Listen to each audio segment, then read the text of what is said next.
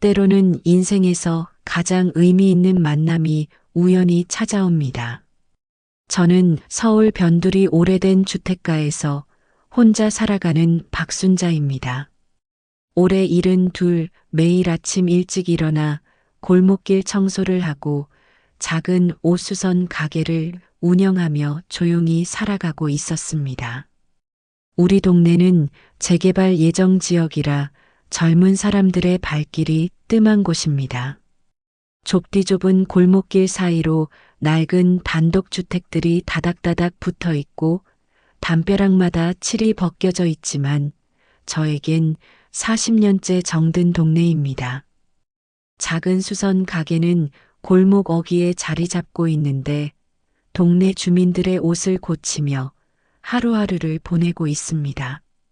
지난 겨울 매서운 바람이 불던 어느 날 아침이었습니다. 늘 하던 대로 현관문 앞 우체통을 확인하러 나갔는데 낯선 이름이 적힌 편지 한 통을 발견했습니다. 겉봉투에는 임성민이라는 이름이 적혀 있었고 주소는 제가 살고 있는 집이었습니다. 우체통은 10년도 더 된 낡은 것이라 비가 오면 편지가 젖기도 하는데 다행히 그날은 편지가 말끔했습니다. 처음에는 잘못 배달된 편지인가 싶었지만 주소를 자세히 보니 분명 우리 집이 맞았습니다. 우리 집 주소가 적혀 있는 것을 보고 한참을 고민했습니다. 남의 편지를 함부로 열어보면 안 되겠지만 이상한 예감에 조심스레 편지 봉투를 열었습니다. 깔끔한 글씨체로 쓰인 A4용지 2장짜리 편지에는 한 청년의 절실한 마음이 담겨 있었습니다. 첫 문장부터 제 마음을 사로잡았습니다. 안녕하세요. 저는 서울에서 작은 꿈을 키우며 살아가는 대학생입니다. 대학교 4학년생인 25살 청년은 서울에서 자취할 곳을 찾고 있었습니다. 졸업을 앞두고 있지만 집안 사정으로 기숙사를 나와야 하는 상황이라고 했습니다. 우연히 지인을 통해 이 동네에 저렴한 월세방이 있다는 소식을 들었다고 했습니다. 하지만 알고 보니 그 지인이 10년도 더 된 오래된 정보를 준 것이었죠. 편지에는 청년의 간절한 마음이 고스란히 담겨 있었습니다. 어떻게든 서울에서 취업 준비를 이어가고 싶다는 내용, 최소한의 생활비로 살아갈 각오가 되어 있다는 내용, 그리고 혹시나 하는 마음에 이렇게 편지를 보낸다는 내용까지. 마지막 문장에는 연락처도 적혀 있었습니다. 그 편지를 읽으며 저는 문득 제 젊은 시절이 떠올랐습니다. 서울로 올라와 처음 자취를 시작했을 때의 두려움과 설렘, 그리고 무엇보다 외로움이 고스란히 전해져 왔기 때문입니다. 당시 저도 이 동네에 처음 발을 디뎠을 때 낯선 환경에 적응하느라 많이 힘들었던 기억이 났습니다. 창밖으로 보이는 희뿌연 하늘을 바라보며 한참을 생각했습니다.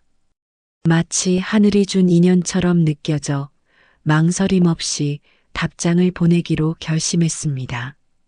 수선 가게 뒤편에 있는 작은 방은 오래전부터 비어 있었고 혼자 사는 집이 너무 적막하다고 느끼던 참이었으니까요. 그렇게 저는 한 청년의 절실한 편지를 시작으로 제 인생에서 가장 특별한 동거를 시작하게 되었습니다. 때로는 우연이라고 생각했던 일들이 우리 인생에서 가장 큰 전환점이 되기도 한다는 걸 이제야 깨닫게 되었습니다. 겨울이 깊어가던 어느 날 수선 가게 문을 닫고 집으로 돌아왔습니다. 평소와 다르게 그날은 유난히 집안이 적막하게 느껴졌습니다. 현관을 들어서자 긴 복도 끝에 있는 방문이 살짝 열려 있었고 그 틈 사이로 석양이 비치고 있었습니다. 문득 발걸음을 멈추고 방 안으로 들어갔습니다. 오랫동안 사용하지 않던 방이었습니다. 방 한쪽 벽면에는 오래된 화장대가 놓여 있고 그 위에는 먼지 쌓인 액자 하나가 덩그러니 놓여 있었습니다. 20살이던 딸의 모습이 담긴 사진이었습니다.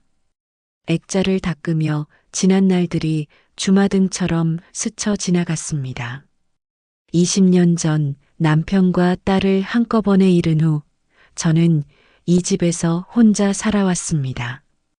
교통사고라는 너무나도 갑작스러운 이별이었습니다. 그때부터 저는 매일 새벽같이 일어나 동네 골목길을 쓸었습니다. 잠시라도 멈추면 슬픔이 밀려올 것 같아서 쉬지 않고 움직였던 것 같습니다. 수선 가게도 그때 시작했습니다. 바늘을 들고 천을 꿰매는 일에 집중하다 보면 마음이 조금은 편안해졌기 때문입니다. 하지만 시간이 흐르면서 저는 점차 제 방식대로 살아가는 법을 배웠습니다. 동네 경로당에서 봉사활동을 시작했고 수선 가게를 통해 만나는 손님들과 대화를 나누며 조금씩 웃음을 되찾아갔습니다. 특히 어려운 이웃을 도울 때면 마음이 따뜻해지는 걸 느꼈습니다. 혼자만의 슬픔에 갇혀있던 제가 세상을 향해 조금씩 마음을 열어가기 시작했습니다. 가게에 오는 젊은 손님들을 볼 때면 가끔 제 딸 생각이 났습니다. 딸아이는 봄날의 햇살처럼 밝고 따뜻한 아이였습니다. 간호학과에 입학하고 얼마 지나지 않아 그 사고를 당했지만 지금쯤이면 어떤 모습으로 살고 있을지 가끔 상상하곤 했습니다. 아마도 어딘가에서 환자들을 돌보며 밝은 미소를 짓고 있지 않았을까요? 임성민이라는 청년의 편지를 읽으면서 마음 한켠이 따뜻해진 것도 아마 그런 이유였을 것입니다. 편지 속 청년의 진솔한 마음이 제 딸과 비슷한 나이였을 때의 모습과 겹쳐 보였기 때문입니다. 특히 서울에서 자신의 꿈을 이루고 싶다는 간절한 마음이 제 딸이 간호사가 되고 싶어 했던 순수한 열정과 닮아 있었습니다. 저는 그날 밤 오랜만에 방 안 구석구석을 정리했습니다. 오랫동안 사용하지 않던 작은 방의 창문을 활짝 열어 환기를 시키고 오래된 이불장에서 새 이불과 베개를 꺼냈습니다. 방 안에 쌓여있던 오래된 박스들을 정리하고 낡은 벽지를 걸레로 꼼꼼히 닦았습니다. 마치 오래 묵혀두었던 제 마음속 응어리를 털어내는 것처럼 느껴졌습니다. 청소를 하면서 문득 깨달았습니다. 저도 모르는 사이에 제 마음속에서 작은 변화가 시작되고 있었던 거죠. 이제는 더 이상 과거에 갇혀 있지 않아도 된다는 생각이 들었습니다. 어쩌면 이 낯선 청년과의 만남이 저에게 새로운 시작이 될 수도 있겠다는 희망이 생겼습니다. 그날 저녁 마침내 전화기 앞에 앉았습니다. 한참을 망설이다 편지에 적힌 번호로 전화를 걸었습니다. 신호음이 3번 울리고 수화기 너머로 젊은 남자의 목소리가 들려왔습니다. 떨리는 목소리로 제 이름을 말했을 때 전화기 너머에서 들려오는 반가운 목소리에 저도 모르게 미소를 지었습니다. 그 순간 저는 확신할 수 있었습니다. 이것이 우연이 아닌 필연이라는 것을. 임성민이라는 이름의 청년은 부산에서 자란 25살 대학생이었습니다. 아버지가 운영하던 작은 철물점이 부도나기 전까지는 평범한 가정에서 자랐습니다. 하지만 중학교 3학년 때 갑자기 찾아온 가정의 위기로 모든 것이 바뀌었습니다. 어머니는 그때부터 식당 일을 시작했습니다. 아침 일찍 나가서 밤늦게 돌아오는 고된 생활이었죠. 아버지는 빚독촉에 시달리다 어느 날 집을 나가버렸고 그 후로 연락이 끊겼습니다. 저는 그때부터 혼자서 집안일을 하고 공부를 하며 살았습니다. 고등학교 시절 매일 새벽 2시간씩 신문을 돌렸습니다. 학교가 끝나면 편의점에서 아르바이트를 했고 밤늦게 돌아와 공부를 했습니다. 그렇게 번 돈으로 학원비를 내고 어머니의 짐을 조금이라도 덜어주려 했습니다. 힘들었지만 어머니가 흘리는 땀방울을 보며 이겨낼 수 있었습니다. 서울의 대학교에 합격했을 때 어머니는 처음으로 울면서 저를 안아주셨습니다. 하지만 기쁨도 잠시 등록금과 생활비를 마련하기 위해 어머니는 밤낮으로 일하셨고 결국 과로로 쓰러지고 말았습니다. 3년 전의 일이었습니다. 어머니가 돌아가신 후 저는 학자금 대출을 받고 아르바이트를 하며 학업을 이어갔습니다. 기숙사에서 지내며 최대한 지출을 줄였고 방학 때는 공사장에서 일했습니다. 그렇게 졸업을 앞둔 지금 기숙사 퇴거 통보를 받았습니다. 서울에서 직장을 구하고 싶었습니다. 어머니가 그토록 바라시던 제 꿈을 이루고 싶었기 때문입니다. 하지만 서울의 높은 월세는 제게 너무나 큰 부담이었습니다. 지인을 통해 이 동네의 저렴한 월세방 이야기를 들었을 때 마지막 희망처럼 느껴졌습니다. 편지를 쓰면서도 망설였습니다. 낯선 주소로 보내는 편지가 과연 답장을 받을 수 있을까 하는 의문이 들었습니다. 하지만 달리 방법이 없었습니다. 취업 준비를 위해서는 서울에 머물러야 했고, 그러기 위해서는 저렴한 곳이라도 찾아야 했습니다. 그렇게 보낸 편지에 대한 전화를 받았을 때 처음에는 꿈인 줄 알았습니다. 따뜻한 목소리로 자신을 박순자라고 소개하는 할머니의 말씀에서 왠지 모를 친근함이 느껴졌습니다. 통화를 끊고 나서도 한동안 멍하니 앉아 있었습니다. 마치 오랫동안 닫혀있던 문이 조금씩 열리는 것 같은 기분이었습니다. 다음 날 아침 일찍 면담을 하기로 했습니다. 밤새 잠을 이루지 못했지만 가슴 한켠에서는 작은 희망이 움트고 있었습니다. 어쩌면 이것이 제 인생의 새로운 전환점이 될지도 모른다는 예감이 들었기 때문입니다. 다음 날 아침 일찍부터 눈이 내리기 시작했습니다. 하얀 눈송이들이 회색빛 아스팔트 위에 소리 없이 내려앉았습니다. 저는 평소보다 일찍 일어나 집 안 곳곳을 정리하고 따뜻한 차를 준비했습니다. 수선 가게 문도 열지 않았습니다.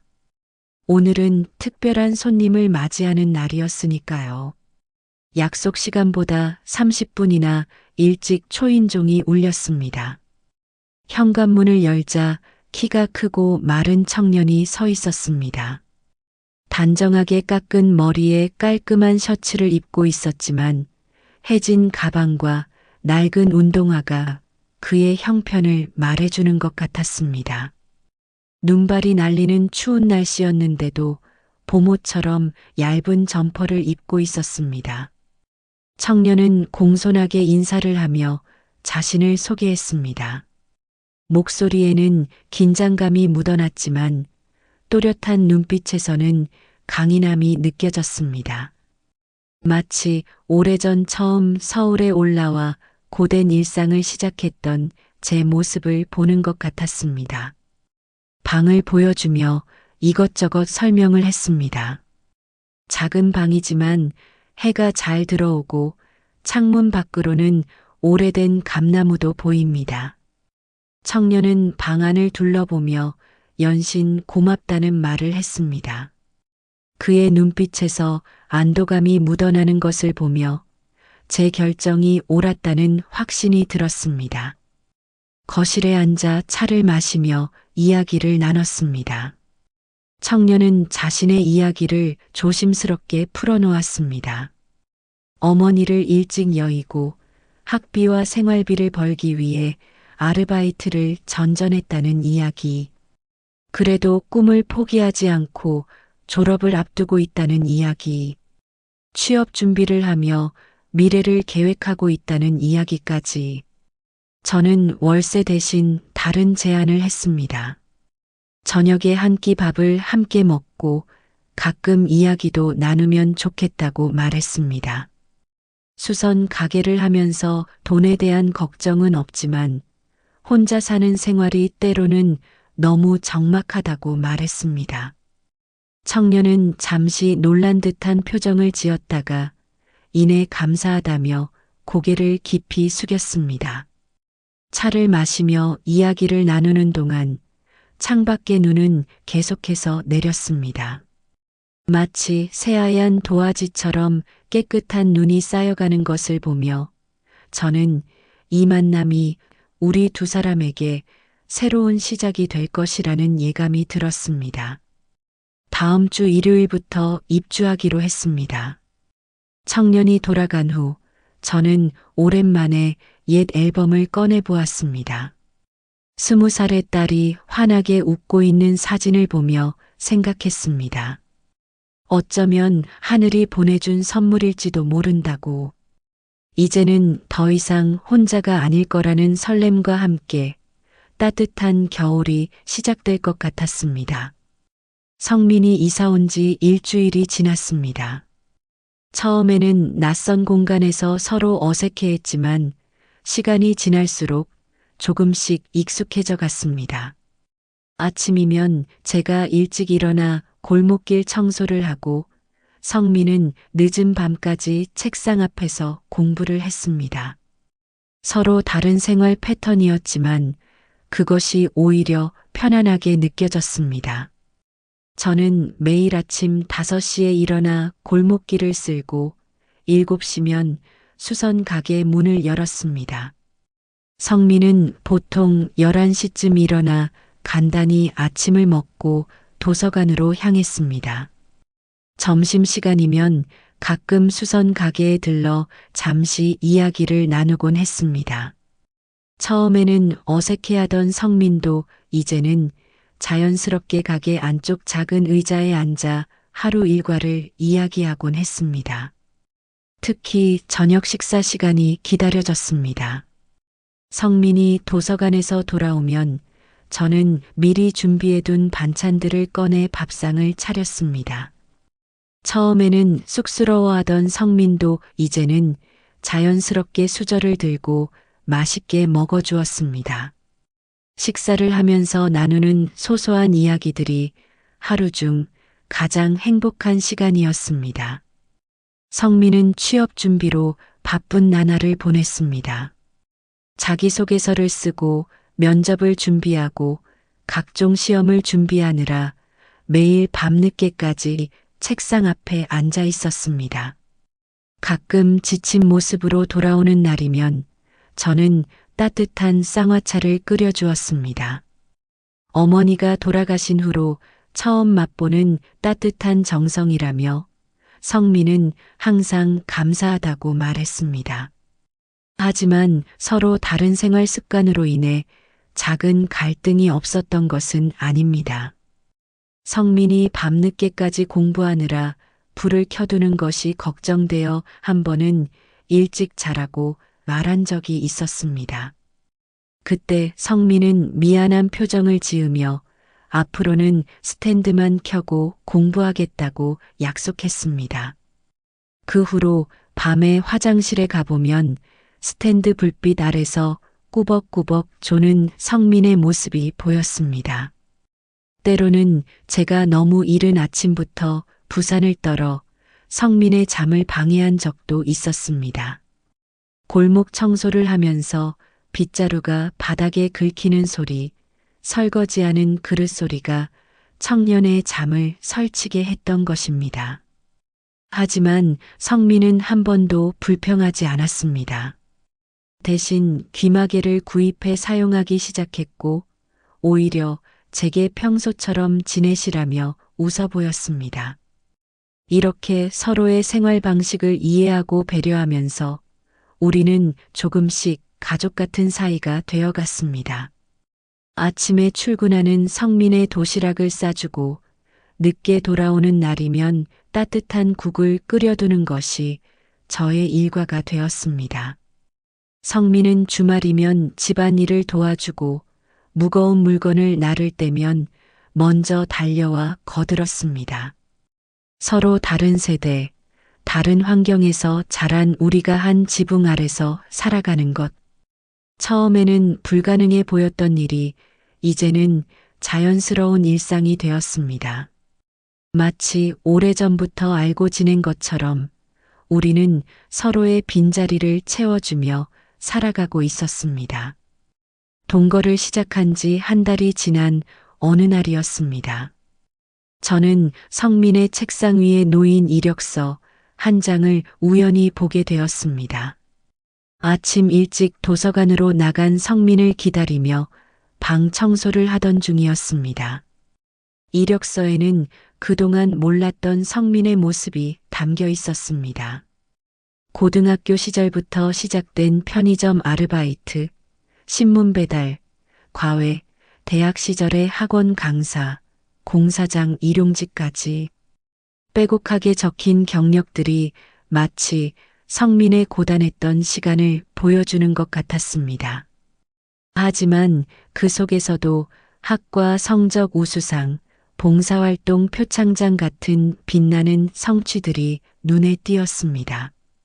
성민은 돈을 벌면서도 학업을 절대 소홀히 하지 않았습니다. 오히려 더 열심히 공부했고 그 결과 장학금도 여러 번 받았다고 합니다. 그의 이력서를 보며 저는 문득 부끄러워졌습니다. 늘 젊은이들이 힘들다고만 생각했지 이렇게 치열하게 살아가는 모습은 미처 알지 못했던 것입니다. 그날 저녁 저는 평소보다 정성스럽게 저녁 준비를 했습니다. 성민이 좋아하는 된장찌개에 계란말이, 멸치볶음, 오이 무침까지. 늦게 돌아온 성민은 평소와 다른 저녁 식탁을 보고 놀란 눈치였습니다. 하지만 곧 환하게 웃으며 자리에 앉았습니다. 식사를 하면서 저는 성민에게 물었습니다. 그토록 힘들게 공부하고 일하면서도 어떻게 포기하지 않을 수 있었는지. 성민은 잠시 생각에 잠기더니 이야기를 시작했습니다.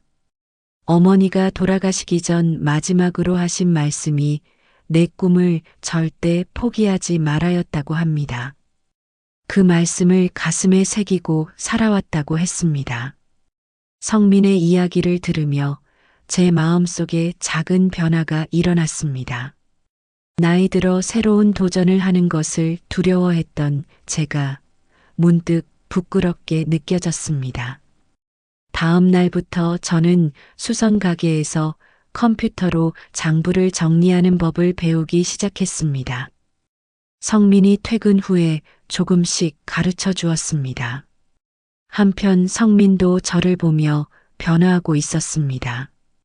취업에 실패할 때마다 좌절하던 성민이 이제는 실패해도 다시 일어설 수 있다는 것을 배웠다고 했습니다. 제가 20년 전 모든 것을 잃고도 다시 시작했던 것처럼 자신도 포기하지 않고 계속 도전하겠다고 했습니다. 주말이면 우리는 함께 동네 산책을 나갔습니다. 저는 이 동네의 오래된 이야기들을 들려주었고 성민은 요즘 젊은이들의 생각과 고민을 이야기해 주었습니다. 서로 다른 시간을 살아온 우리가 이렇게 서로의 세계를 이해하게 되다니 참 신기한 일이었습니다. 나이 차이는 서로에게 장벽이 아닌 다리가 되어 주었습니다. 제 오랜 경험과 지혜가 성민에게 위로가 되어 주었고 성민의 젊은 열정은 제게 새로운 도전의 용기를 주었습니다. 우리는 서로에게 스승이자 제자가 되어 함께 성장해가고 있었습니다. 봄이 찾아오던 어느 날 저녁이었습니다.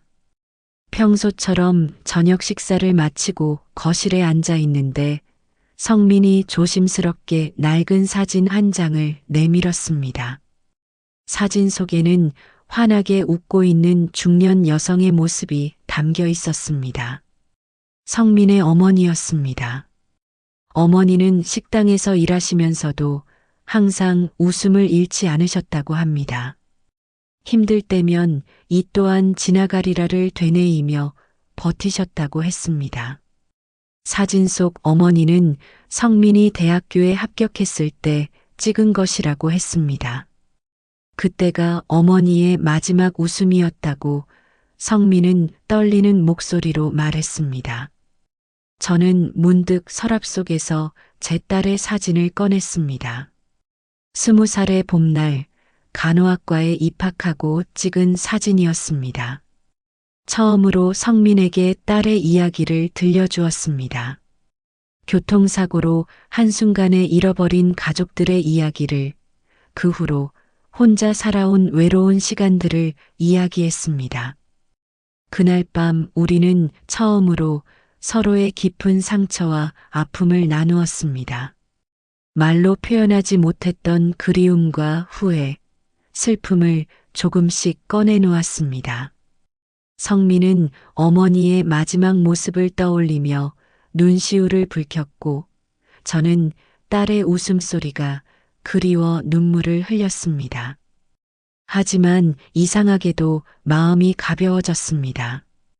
혼자만의 아픔이라고 생각했던 것들이 이렇게 서로 나누고 이해하는 것만으로도 조금은 치유가 되는 것 같았습니다. 성민은 제게서 어머니의 모습을 본다고 했고 저는 성민에게서 딸의 모습을 발견했습니다. 그 후로 우리의 저녁 식사 시간은 더욱 특별해졌습니다. 단순히 끼니를 해결하는 것이 아닌 서로의 하루를 나누고 위로하는 시간이 되었습니다. 성민은 취업 준비 과정에서 겪는 불안과 걱정을 이야기했고 저는 제 젊은 시절의 경험을 들려주었습니다. 때로는 밤늦게까지 이야기가 이어지기도 했습니다. 성민이 어린 시절 추억을 이야기하면 저는 딸과의 추억을 들려주었습니다. 세대는 달랐지만 우리의 이야기 속에는 같은 웃음과 같은 눈물이 담겨 있었습니다. 우리는 서로의 빈자리를 채워주는 사이가 되어가고 있었습니다. 혈연으로 맺어진 가족은 아니었지만 서로의 아픔을 이해하고 보듬어주는 마음의 가족이 되어가고 있었습니다. 봄바람이 불어오던 그날 저녁, 우리는 마음속 깊이 닫아두었던 문을 조금씩 열어가고 있었습니다. 봄이 지나고 여름이 다가오는 무렵, 성민의 취업 준비는 본격적으로 시작되었습니다. 매일 아침 일찍 정장을 차려입고 면접을 보러 나가는 성민의 뒷모습을 보며 저는 매번 조용히 기도를 드렸습니다. 마치 제 자식을 응원하는 것처럼 마음이 간절했습니다. 하지만 취업의 문은 쉽게 열리지 않았습니다. 서류 전형에서 탈락하는 일도 많았고 면접까지 갔다가 고배를 마시고 돌아오는 날도 있었습니다. 그럴 때마다 성민은 웃으려 노력했지만 점점 지쳐가는 모습이 보였습니다. 어느 날은 늦은 밤까지 돌아오지 않은 성민을 찾아 동네를 헤맸습니다. 결국 근처 놀이터 그네에 앉아있는 성민을 발견했습니다. 처음으로 술 한잔을 했다며 미안해하는 성민의 모습에서 가슴 아픈 젊음을 보았습니다. 그날 밤 저는 성민과 함께 그네에 앉아 별들을 보며 이야기를 나누었습니다. 다음 날부터 저는 변화를 시작했습니다. 아침마다 성민의 면접복을 다림질하고 구두를 반질반질 닦아두었습니다. 도시락도 더욱 정성스럽게 준비했습니다. 면접 장소가 멀 때면 몰래 택시비를 장지갑에 넣어두기도 했습니다. 수선 가게에 오는 손님들에게도 성민의 이야기를 했습니다. 그러다 우연히 한 손님이 자신의 회사가 신입사원을 뽑는다는 정보를 주었습니다. 저는 그날 저녁 성민에게 그 이야기를 전해주었고 성민은 밤새워 지원서를 준비했습니다. 면접 전날 성민은 평소보다 더 긴장한 모습이었습니다. 저는 제가 간직하고 있던 행운의 부적을 성민의 가방에 살며시 넣어두었습니다. 20년 전 딸아이가 수능을 앞두고 가지고 있던 것이었습니다. 그리고 처음으로 성민의 손을 꼭 잡고 힘내라고 말해주었습니다. 면접날 저는 가게 문을 닫고 근처 절에 가서 기도를 드렸습니다. 하늘에 계신 제 딸아이도 성민을 응원해 주기를 바라는 마음으로 오랫동안 두 손을 모았습니다. 돌아오는 길에 성민이 좋아하는 호박죽을 사들고 집으로 향했습니다. 그날 저녁 성민은 지친 발걸음으로 돌아왔지만 표정은 밝았습니다. 면접관들이 자신의 이야기에 진지하게 귀 기울여 주었다고 했습니다. 특히 어려운 환경 속에서도 포기하지 않는 자세를 높이 평가해 주었다고 했습니다. 부적을 발견했다며 할머니의 마음이 전해진 것 같다고 웃었습니다. 그렇게 우리는 함께 결과를 기다리게 되었습니다. 매일 저녁 식사 시간에 서로를 격려하고 긍정적인 이야기를 나누었습니다. 불안한 마음도 있었지만 이제는 혼자가 아닌 둘이서 함께 이겨내고 있었습니다. 때로는 기다림의 시간이 우리를 더욱 단단하게 만드는 것 같았습니다. 성민은 이 시간들이 앞으로의 인생에서 큰 힘이 될 거라고 했고, 저는 딸 이후로 처음으로 누군가의 미래를 이렇게 간절히 응원하고 있다는 것을 깨달았습니다. 8월의 마지막 주 아침부터 들이 유난히 시끄럽게 울어대던 날이었습니다. 평소와 다름없이 아침 일찍 일어나 수선 가게 문을 열고 있는데 갑자기 성민이 뛰어오는 소리가 들렸습니다. 평소 늦잠을 자던 성민이 이른 아침부터 뛰어오는 모습이 참 낯설었습니다. 가게 안으로 들어온 성민의 얼굴에는 형언할 수 없는 기쁨이 가득했습니다. 떨리는 손으로 핸드폰을 보여주었는데 합격 문자였습니다. 지난번 면접 본 회사에서 최종 합격 통보가 온 것입니다. 저는 순간 말을 잇지 못했습니다. 가슴 한켠이 먹먹해지면서 눈가에 이슬이 맺혔습니다. 그날 저녁 우리는 특별한 저녁 식사를 했습니다. 평소 아끼던 오래된 밥그릇 대신 귀한 그릇을 꺼내 밥을 담고 마트에서 사온 특별한 반찬들로 식탁을 차렸습니다. 소박하지만 우리에겐 잊지 못할 축하의 자리였습니다. 식사를 하면서 성민은 입사 후의 계획들을 이야기했습니다. 첫 월급으로 할머니 손목시계를 사드리고 싶다고도 했습니다. 제가 말린다고 해도 막무가내였습니다. 어머니가 돌아가시기 전에 해드리지 못한 효도를 이제는 저에게 하고 싶다고 했습니다. 그날 밤 성민이 잠든 후 저는 혼자 방에 앉아 오래도록 생각에 잠겼습니다. 처음 편지를 받았을 때가 떠올랐습니다. 그때는 단순히 새들어 살 사람을 받는다고 생각했는데 어느새 성민은 제 삶의 큰 부분이 되어 있었습니다. 다음 날부터 성민의 출근 준비가 시작되었습니다. 정장을 새로 맞추고 구두도 새 것으로 장만했습니다. 저는 밤늦게 수선 일을 하면서 성민의 바지단을 살짝 수선해 주었습니다. 매일 아침 일찍 일어나 도시락을 싸고 구두를 닦아두는 일이 제 새로운 일과가 되었습니다. 출근 첫날 아침 성민은 제 앞에서 꾸벅 인사를 했습니다. 그동안 베풀어 주신 사랑과 관심 덕분에 여기까지 올 수 있었다고 했습니다. 저는 아들처럼 성민을 꼭 안아주었습니다. 마치 오래전 대학에 합격했다며 기뻐하던 딸을 안아주었던 것처럼 자연스럽게 말입니다. 회사에서 주말 근무가 있는 날이면 저는 성민의 회사 근처로 나들이를 가기도 했습니다. 멀리서라도 성민의 모습을 보고 싶었기 때문입니다. 회사 근처 공원 벤치에 앉아 도시락을 먹는 성민의 모습을 보면서 저는 딸아이가 간호사가 되어 병원에서 일하는 모습을 상상했던 때가 떠올랐습니다. 퇴근 후에도 성민은 예전처럼 저와 저녁을 함께 했습니다. 다만 이제는 제가 이야기를 들어주는 쪽이 되었습니다. 회사에서 있었던 일들, 새로 알게 된 동료들 이야기, 앞으로의 계획들을 들으며 저는 마치 제 자식의 성장을 지켜보는 것 같은 뿌듯함을 느꼈습니다. 어느덧 저와 성민은 서로에게 없어서는 안 될 존재가 되어 있었습니다.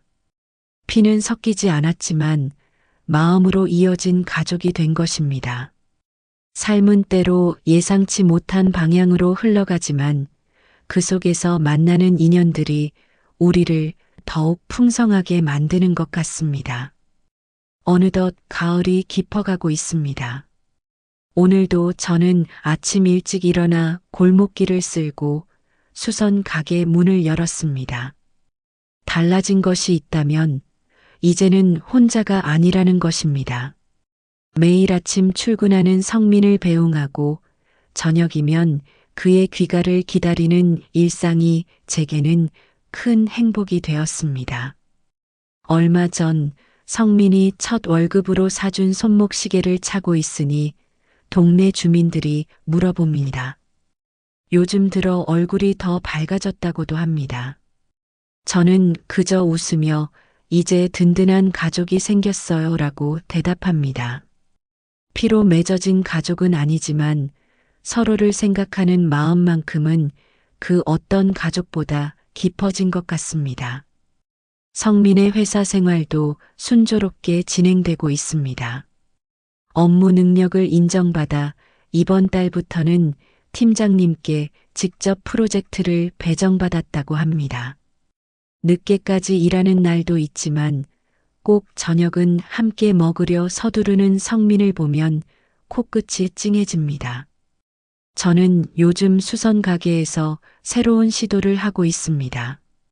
성민이 가르쳐준 대로 컴퓨터로 장부를 정리하고 스마트폰으로 손님들과 연락을 주고받습니다.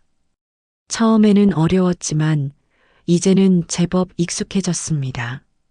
나이 들어서도 새로운 것을 배울 수 있다는 게 즐겁습니다.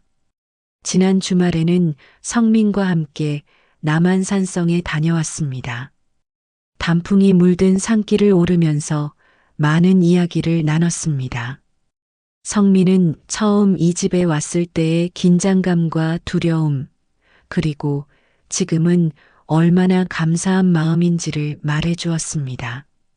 저는 그날 처음으로 성민에게 말했습니다. 딸아이가 하늘나라로 간 후로 처음으로 진정한 가족을 다시 만난 것 같다고. 산 정상에서 바라본 서울의 풍경은 참 넓었습니다. 성민은 앞으로의 꿈을 이야기했습니다. 언젠가는 자신의 회사를 차리고 싶다고, 그때는 제가 회계를 맡아주셨으면 좋겠다고 웃으며 말했습니다. 저는 그 말을 듣고 마음이 따뜻해졌습니다. 서로의 미래를 그려보는 것만으로도 행복한 그런 사이가 된 것입니다. 사실 이 이야기를 라디오에 보내기로 한 것도 성민의 제안이었습니다.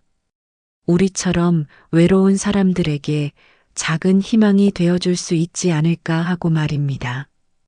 세대도 다르고 피도 섞이지 않은 우리가 이렇게 가족이 될 수 있었다면 다른 누군가에게도 그런 기회가 있을 거라고 생각합니다. 지금 이 순간에도 어디선가 외로움을 느끼는 분들이 계실 것입니다. 나이 들어 혼자 사는 것이 두려운 어르신도, 힘겨운 현실 속에서 주저앉고 싶은 청년들도 있을 것입니다. 그분들께 말씀드리고 싶습니다. 때로는 예상치 못한 만남이 우리 인생을 바꾸어 놓을 수 있다고, 그리고 그 만남을 통해 우리는 서로의 빛이 될 수 있다고 말입니다. 이제 저는 매일 아침 현관문 앞 우체통을 보며 미소 짓습니다. 그날의 그 편지가 아니었다면 지금의 이 행복도 없었을 테니까요. 우연히 찾아온 인연이 이렇게 소중한 가족이 되어준 것에 감사하며 오늘도 저는 새로운 하루를 시작합니다. 저는 서울 변두리의 오래된 주택가에서 혼자 살아가는 김장수입니다. 올해 83, 평생을 목공일을 하며 살아왔습니다. 지금도 작은 창고를 개조한 작업실에서 나무를 깎고 다듬는 일을 하며 하루하루를 보내고 있습니다. 손때 묻은 대패며 끌들이 제 곁에서 삶의 동반자가 되어준 지도 60년이 넘었습니다. 우리 동네는 높은 아파트 숲 사이에 남아있는 작은 오아시스 같은 곳입니다. 좁은 골목길 사이사이로 한옥과 양옥이 뒤섞여 있고 담장 너머로 감나무와 대추나무가 고개를 내밀고 있습니다. 개발이 되지 않은 덕분에 옛 서울의 모습을 그대로 간직하고 있는 곳이지요. 제 작업실은 집 뒤편에 자리 잡고 있습니다. 원래는 낡은 창고였는데 제가 직접 손봐서 아담한 작업실로 만들었습니다. 창문을 크게 내어 햇빛이 잘 들어오게 했고 천장에는 환풍구를 달아 톱밥이 잘 빠져나가게 했습니다. 벽면에는 제가 평생 모아온 연장들이 가지런히 걸려 있고 한쪽 구석에는 장인이셨던 아버지께 물려받은 오래된 작업대가 놓여 있습니다. 지난 봄, 이른 아침부터 비가 내리던 날이었습니다. 매일 하는 것처럼 작업실 문을 열고 나무 손질을 하고 있었습니다. 요즘은 주문이 많이 줄어들어 취미로 작은 목각 인형을 만들고 있었지요. 그때 작업실 앞을 지나가던 한 여성이 급하게 우산을 펴다가 넘어졌습니다. 황급히 달려가 보니 회색 정장 차림의 젊은 여성이었습니다. 무릎에는 흙이 묻었고 옷은 빗물에 젖어 있었습니다. 저는 그녀를 일으켜 작업실로 모시고 왔습니다. 아내가 살아있을 때 항상 준비해 두었던 습관처럼 저는 아직도 작업실 한켠에 티백과 포트를 두고 있었습니다. 서둘러 따뜻한 차를 끓여 건넸습니다. 윤서희라고 자신을 소개한 그녀는 32살의 회사원이었습니다. 광고 회사에서 일한다고 했습니다. 이사 온 지 얼마 되지 않았다며 출근길에 우산을 들고 나왔다가 이런 일이 생겼다고 했습니다. 말씀하시는 걸 보니 제 손녀뻘 되는 나이였지만 어딘가 모르게 세월의 무게가 느껴지는 표정이었습니다. 작업실을 둘러보던 서희 씨는 제가 만들고 있던 목각 인형을 유심히 바라보았습니다. 할아버지의 손길이 참 따뜻하게 느껴진다며 문득 이런 말씀을 하시더군요. 요즘 회사 일로 너무 지쳐서 도심에서 벗어나 조용한 곳으로 이사를 오고 싶었다고. 그러다 이 동네를 발견했는데 마음에 드는 방을 구하지 못해 고민이라고 했습니다. 순간 저는 집 안 빈방이 떠올랐습니다. 아내를 떠나보낸 후로 20년 넘게 혼자 살고 있었습니다. 큰 집에서 혼자 사는 게 외롭기도 했지만 남의 사생활에 개입하고 싶지 않아 새를 놓을 생각은 하지 않았었죠. 하지만 그날 만난 서희 씨의 모습에서 제 딸이 살아있다면 이맘때쯤 이렇지 않았을까 하는 생각이 들었습니다. 차를 마시며 이야기를 나누는 동안 빗소리는 차츰 잦아들었습니다. 서희 씨는 출근해야 한다며 일어섰고 저는 문득 제안을 했습니다. 우리 집 2층 방을 한번 보시겠냐고 말입니다. 월세는 적게 받을 테니 대신 가끔 이렇게 차 한잔하며 이야기를 나눌 수 있으면 좋겠다고 했습니다. 그렇게 우리의 특별한 동거가 시작되었습니다. 젊은 도시 여성과 나이든 목수에 어울리지 않을 것 같은 만남. 하지만 때로는 이런 우연이 우리 인생에서 가장 특별한 인연이 되기도 하는 법이지요. 서희 씨가 이사 오기로 한 날, 저는 아침 일찍부터 2층 방을 정리했습니다. 오래된 장롱 위에 쌓인 먼지를 닦아내고 창문을 활짝 열어 환기를 시켰습니다. 문득 장롱 깊숙한 곳에서 낡은 사진첩이 눈에 띄었습니다. 덜컥 마음이 흔들렸습니다. 사진첩을 펼치자 60년 전 모습이 담긴 흑백 사진이 나왔습니다. 20살 때 처음 목수일을 배우기 시작할 무렵의 제 모습이었습니다. 아버지의 작업실에서 망치를 들고 있는 모습이 어색하기만 했던 청년 시절이 떠올랐습니다. 그때만 해도 저는 이 일을 평생의 업으로 삼게 될 줄 몰랐습니다. 아버지는 엄격한 분이셨습니다. 나무 하나를 다루더라도 정성을 다하라고 가르치셨죠. 나무에는 각각의 결이 있다. 그 결을 읽을 줄 알아야 진정한 목수가 된다. 늘 하시던 말씀이었습니다. 처음에는 그 말씀이 무슨 뜻인지 몰랐지만 세월이 흐르면서 조금씩 이해하게 되었습니다. 25세 결혼을 했습니다. 아내는 제가 목수일을 하는 것을 자랑스러워했습니다. 당신이 만드는 가구 하나하나에 사람의 이야기가 담겨 있어요.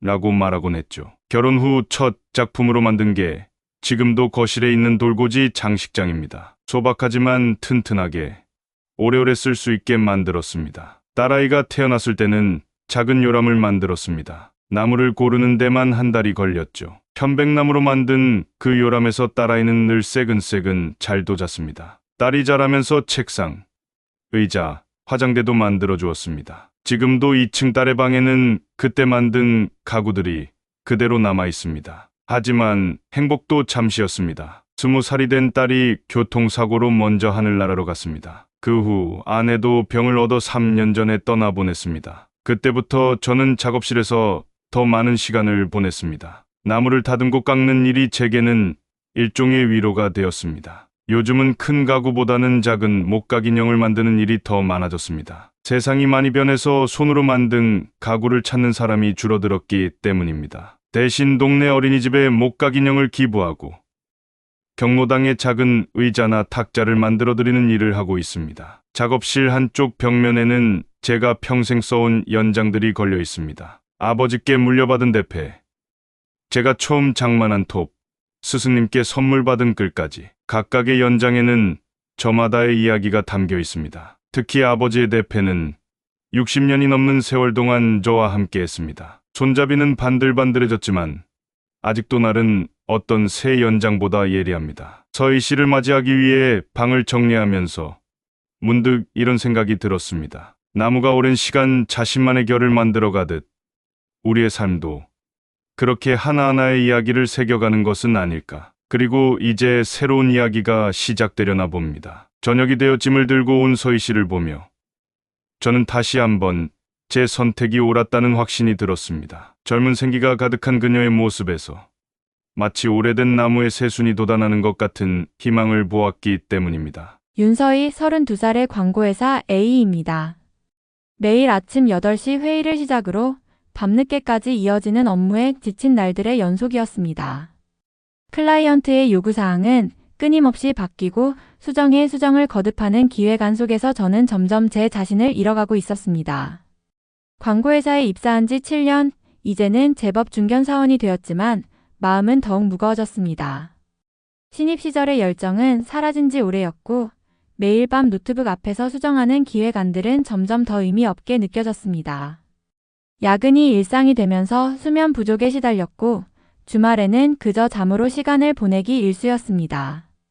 회사 근처의 원룸에서 혼자 살면서 가끔은 이렇게 사는 게 맞나 하는 의문이 들었습니다. 창문 밖으로 보이는 건 높은 빌딩뿐이었고 귀에 들리는 건 차들의 경적 소리뿐이었습니다. 20대의 저는 이런 도시의 삶을 동경했지만 이제는 그저 지쳐가고 있었습니다. 어느 날 퇴근길 우연히 이 동네를 지나게 되었습니다. 높은 아파트 숲 사이에 남아있는 작은 동네는 마치 다른 세상 같았습니다. 좁은 골목길과 낮은 지붕들, 담장 너머로 보이는 나무들. 이곳에서라면 조금은 다른 삶을 살 수 있지 않을까 하는 생각이 들었습니다. 그렇게 이사를 결심했지만 마땅한 방을 구하기가 쉽지 않았습니다. 부동산 중개소를 몇 군데 돌아다녔지만 대부분 오래된 집들이라 조건이 마음에 들지 않았습니다. 그러던 어느 날 아침 출근길에 넘어지는 사고로 김장수 할아버지를 만나게 되었습니다. 작업실에 들어섰을 때의 느낌을 잊을 수 없습니다. 나무향이 가득한 공간, 정갈하게 정리된 연장들, 그리고 할아버지께서 만드시던 작은 목각 인형까지. 마치 시간이 멈춘 것 같은 그곳에서 이상하게도 마음이 편안해졌습니다. 할아버지의 모습에서 제가 어릴 적 시골에 계시던 외할아버지가 떠올랐습니다. 외할아버지도 늘 무언가를 만드시는 걸 좋아하셨죠. 할아버지께서 건네주신 따뜻한 차를 마시며 문득 이런 생각이 들었습니다. 어쩌면 이곳이 제가 찾던 곳일지도 모른다고. 직장 생활과 프리랜서를 병행하시던 어머니는 제가 광고회사에 입사했을 때 많이 걱정하셨습니다. 과도한 업무와 스트레스로 힘들어할 제 모습을 보며 어머니는 늘 일이 전부가 아니라고 말씀하셨습니다. 하지만 그때의 저는 그 말씀이 무슨 의미인지 알지 못했습니다. 할아버지께서 방을 보여주실 때 2층 창문으로 보이는 풍경이 참 인상적이었습니다. 멀리 도시의 빌딩 숲이 보이면서도 가까이에는 마당에 감나무와 이웃집의 고양이가 보였습니다. 마치 도시와 시골의 경계에 서 있는 것 같았습니다. 퇴근 후 짐을 들고 이사 오면서 처음으로 마음이 설레었습니다. 높은 빌딩 숲에서 벗어나 이 조용한 동네에서의 삶. 나무를 다듬는 할아버지의 모습을 보며 배울 수 있는 여유로움. 어쩌면 이곳에서 제가 잃어버린 무언가를 다시 찾을 수 있지 않을까 하는 기대가 생겼습니다. 서희 씨가 이사 온 첫날, 저는 평소보다 일찍 일어나 아침 식사를 준비했습니다. 오래전 아내가 쓰던 앞치마를 두르고 된장국을 끓이면서 문득 집에 다시 생기가 돌아오는 것 같은 기분이 들었습니다. 식탁에 수저를 놓고 있을 때 조심스럽게 계단을 내려오는 발소리가 들렸습니다. 서희 씨는 출근 준비를 말끔하게 마친 모습이었지만 어딘가 모르게 어색해 보였습니다. 분명 낯선 공간에서의 첫 아침이라 긴장된 모양이었습니다. 아침은 꼭 챙겨 먹어야 해요. 젊다고 걸으면 나중에 후회합니다. 제 말에 서희 씨는 수줍게 웃으며 식탁에 앉았습니다. 숟가락을 들어 조심스레 된장국을 한 숟갈 떠먹더니 눈이 커졌습니다. 할아버지, 이 된장국 맛이 정말 좋네요. 어머니가 끓여주시던 맛이에요. 아침 식사를 마치고 서희 씨는 출근을 했고 저는 평소처럼 작업실로 향했습니다. 하지만 뭔가 달랐습니다. 나무를 깎으면서도 자꾸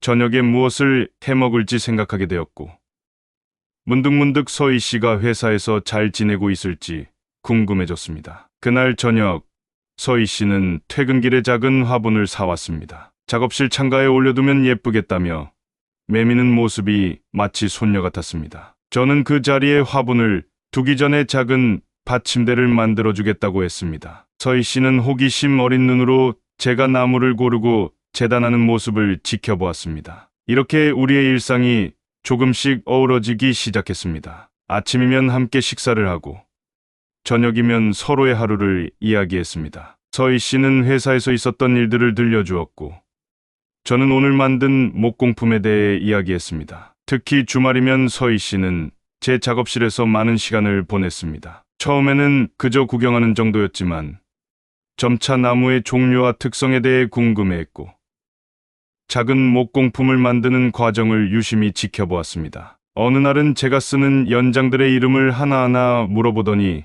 메모를 하기도 했습니다. 스마트폰으로 사진을 찍어가며 기록하는 모습이 참 신기했습니다. 젊은 세대의 공부하는 방식이 이렇게 달라졌구나 싶었습니다. 서희 씨는 특히 제가 만드는 목각 인형에 관심이 많았습니다. 자기도 한번 만들어보고 싶다고 했습니다. 휴대폰 화면만 보다가 이렇게 손으로 무언가를 만드는 게 새롭게 느껴진다고 했습니다. 저는 기본적인 칼질부터 차근차근 가르쳐주기 시작했습니다. 처음에는 서툴러서 손에 상처도 나고 실수도 많았지만 서희 씨는 놀라울 정도로 끈기 있게 도전했습니다. 퇴근 후에도 작업실에 들러 조금씩 연습하는 모습을 보며 저는 문득 젊은 시절 제 모습이 떠올랐습니다. 한 달이 지나자 이제는 서희 씨도 제법 나무를 다룰 줄 알게 되었습니다. 작은 목각 인형 하나를 완성했을 때의 그 기쁜 표정은 마치 제가 처음 작품을 만들었을 때의 모습과 똑같았습니다. 나무를 매만지며 웃는 서희 씨의 모습에서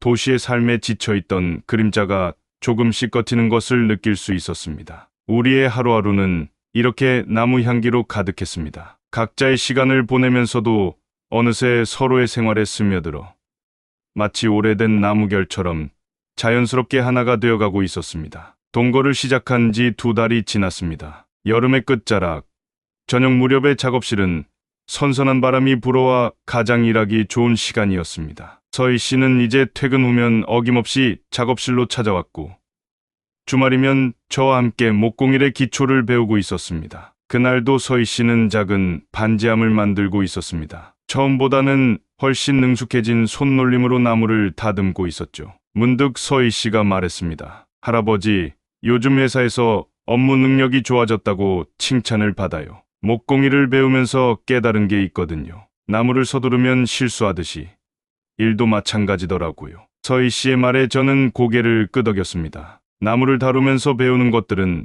단순한 기술이 아닙니다. 인내심, 집중력, 그리고 무엇보다 자연의 섭리를 이해하는 지혜가 필요합니다. 서희 씨는 이제 그것을 조금씩 깨닫고 있는 것 같았습니다. 한편 저도 서희 씨에게 많은 것을 배우고 있었습니다. 어느 날은 서희 씨가 스마트폰으로 제 작품들을 찍어 인스타그램이라는 곳에 올렸습니다. 처음에는 그저 사진 찍어 올리는 것이 무슨 의미가 있나 싶었는데, 점차 전국 각지에서 문의가 오기 시작했습니다. 특히 제가 만든 목각 인형들이 인기가 많았습니다. 서희 씨는 광고회사에서 일하는 경험을 살려 각 인형의 이름과 이야기를 붙여주었습니다. 마음을 전하는 우체부 인형, 꿈나무 선생님 인형 같은 식이었죠. 단순한 나무 인형이 아닌 따뜻한 이야기가 담긴 작품이 되었습니다. 서희 씨는 또 컴퓨터로 장부 정리하는 법을 가르쳐 주었습니다. 처음에는 키보드 치는 것조차 어색했지만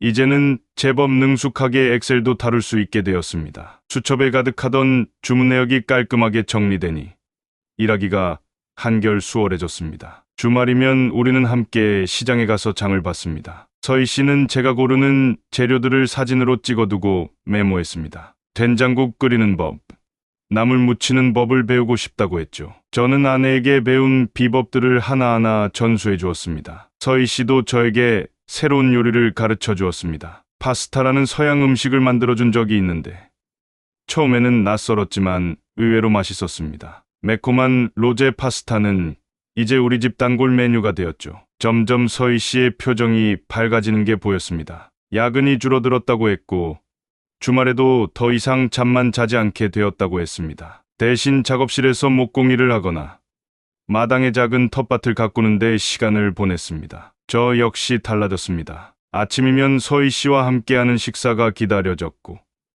작업실에서도 더 많은 시도를 해보게 되었습니다. 서희 씨가 제안한 새로운 디자인의 가구들을 만들어보는 재미가 쏠쏠했습니다. 세대 차이라는 건 어쩌면 서로에게 새로운 세상을 보여줄 수 있는 기회인지도 모릅니다. 제가 나무를 통해 삶의 여유를 알려주었다면 서희 씨는 새로운 시각과 변화를 가르쳐 주었습니다. 우리는 서로의 스승이 되어 조금씩 성장해가고 있었습니다. 어느 날 저녁, 서희 씨가 평소보다 일찍 퇴근을 했습니다. 작업실로 들어온 서희 씨의 표정이 심상치 않아 보였습니다. 나무를 다듬던 손을 멈추고 물었더니 회사에서 큰 프로젝트를 맡게 되었다고 했습니다. 전통 가구 브랜드의 광고를 기획하는 일이었습니다. 할아버지, 제가 이 프로젝트를 맡게 된 게 우연이 아닌 것 같아요. 요즘 할아버지와 함께 목공일을 하면서 느낀 것들이 있거든요. 손으로 만든다는 것의 가치, 시간과 정성을 들여 완성해가는 과정의 아름다움 같은 것들이요. 서희 씨는 그동안 자신이 만들어온 광고들이 모두 빠른 소비를 부추기는 것들이었다며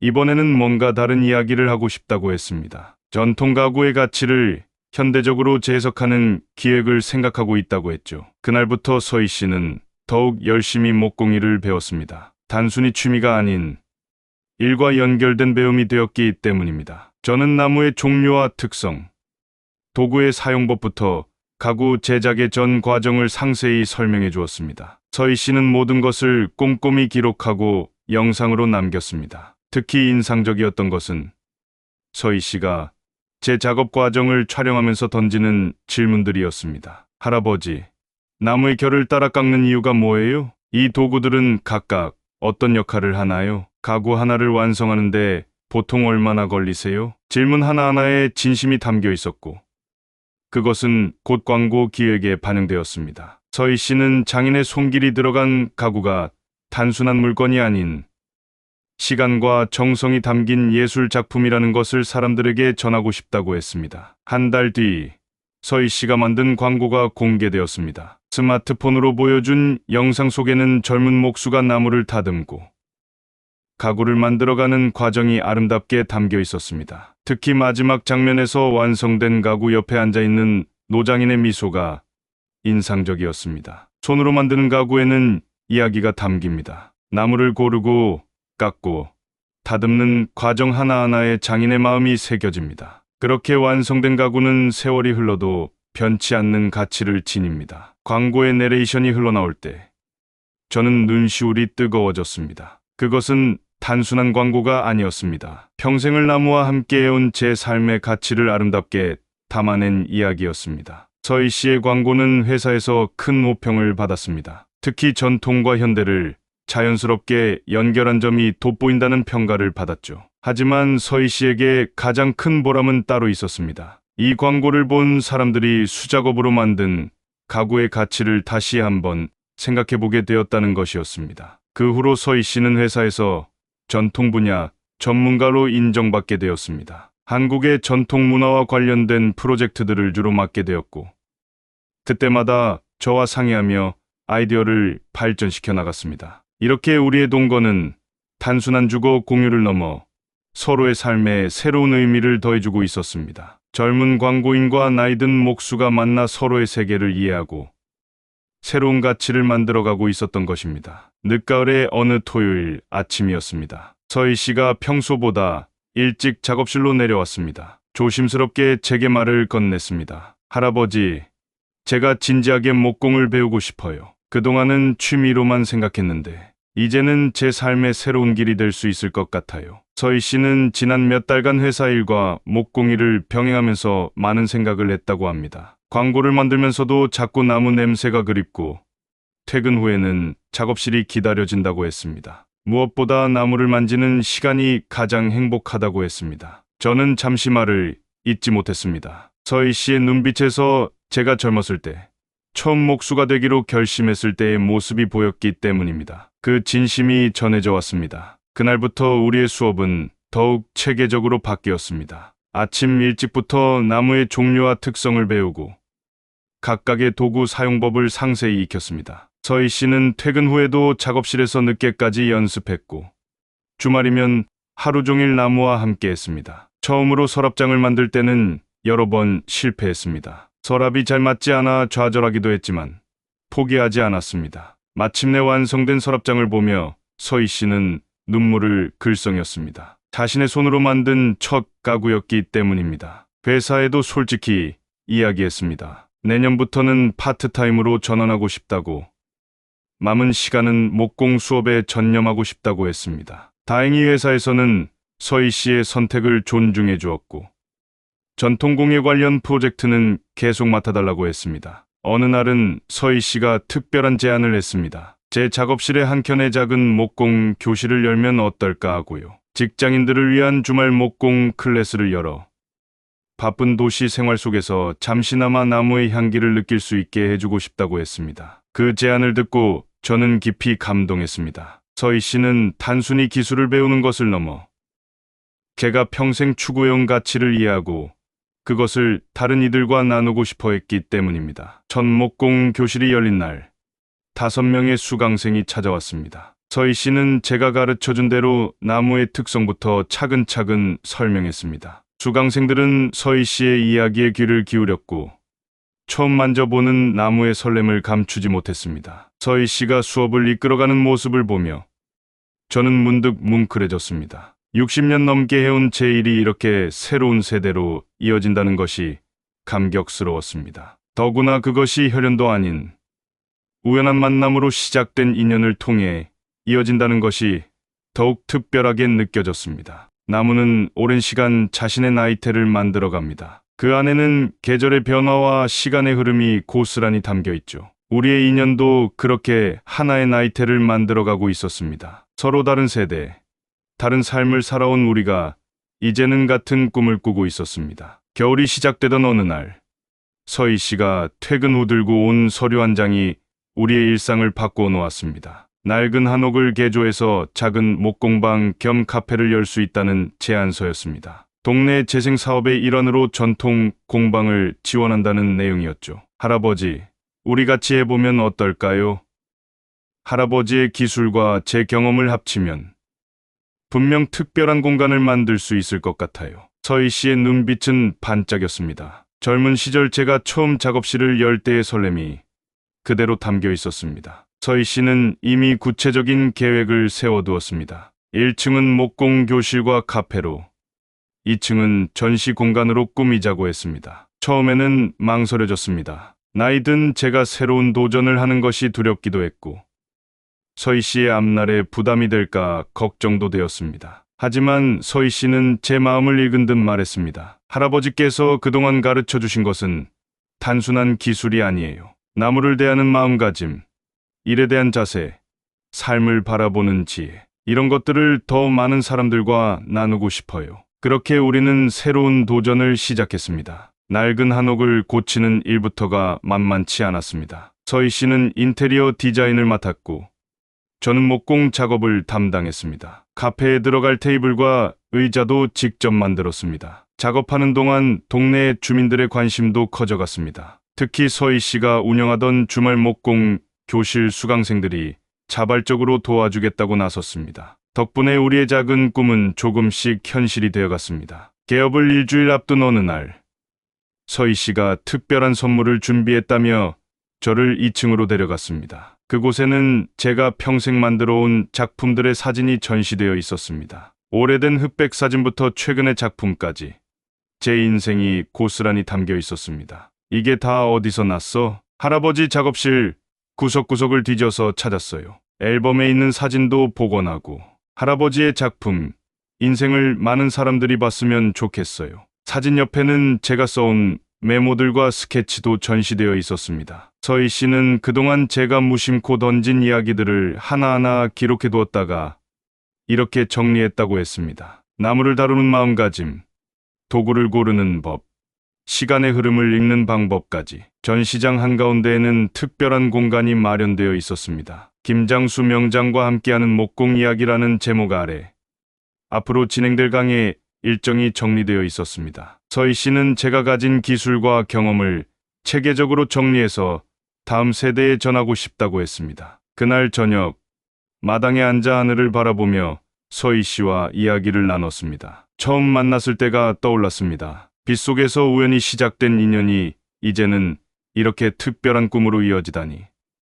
참 신기한 일이었습니다. 할아버지, 앞으로 우리가 만들어갈 이야기가 정말 기대돼요. 그래, 나도 기대된다. 나무처럼 천천히 하지만 단단하게 키워가자꾸나. 서희 씨의 미소 속에서 저는 새로운 희망을 보았습니다. 나이 들어 시작하는 새로운 도전이 더 이상 두렵지 않았습니다. 우리는 서로에게 든든한 동반자가 되어 또 다른 행복한 이야기를 만들어가고 있었습니다. 오늘 아침도 여전히 작업실에서 나무를 깎고 있습니다. 달라진 것이 있다면 이제는 혼자가 아니라는 점입니다. 서희 씨가 운영하는 목공 교실에서 들려오는 웃음소리가 작업실까지 들립니다. 나무를 처음 만지는 사람들의 설렘 가득한 목소리가 마치 봄날의 새싹처럼 생기롭게 들립니다. 나무꿈 공방이라는 이름의 우리 공간은 동네의 명소가 되었습니다. 주말이면 목공 수업을 듣기 위해 찾아오는 사람들로 북적이고, 평일에는 카페에서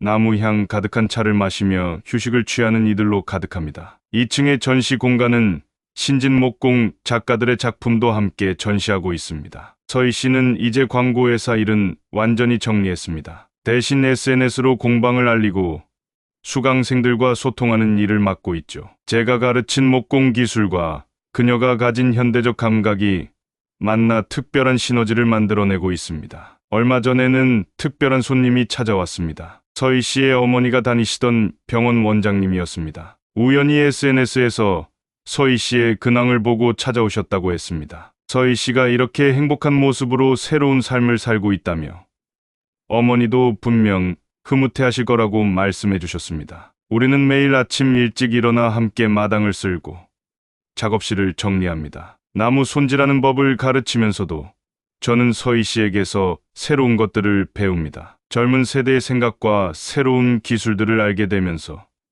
제 세계도 조금씩 넓어지고 있습니다. 지난주에는 서희 씨가 특별한 제안을 했습니다. 우리의 이야기를 라디오에 보내보자고 말입니다. 세대도 다르고 삶의 배경도 전혀 다른 우리가 이렇게 특별한 인연이 되어 함께 꿈을 이뤄가는 이야기가 누군가에게 작은 용기가 될 수 있지 않을까 하고요. 이제 생각해보면 그날 아침 빗속에서의 우연한 만남이 우리 모두의 인생을 바꾸어 놓았습니다. 서희 씨는 치열한 도시 생활 속에서 잃어버렸던 자신의 진정한 꿈을 찾았고, 저는 외로운 노년의 새로운 기쁨과 활력을 얻었습니다. 우리 공방을 찾는 이들에게 자주 하는 말이 있습니다. 나무를 다듬는 일은 서두르면 안 된다고요. 나무에는 각자의 시간이 있고 그 시간을 이해하고 기다릴 줄 알아야 한다고요. 사람과 사람 사이의 관계도 마찬가지인 것 같습니다. 서로를 이해하고 기다리는 시간이 필요합니다. 요즘 들어 더욱 실감하는 것이 있습니다. 나이는 그저 숫자에 불과하다는 것을요.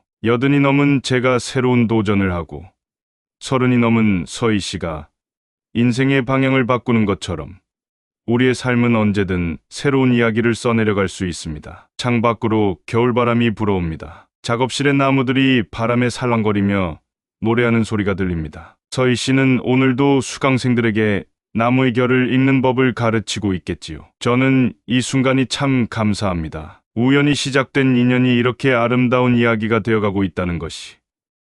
그리고 그 이야기가 아직도 계속 써져가고 있다는 것이 말입니다.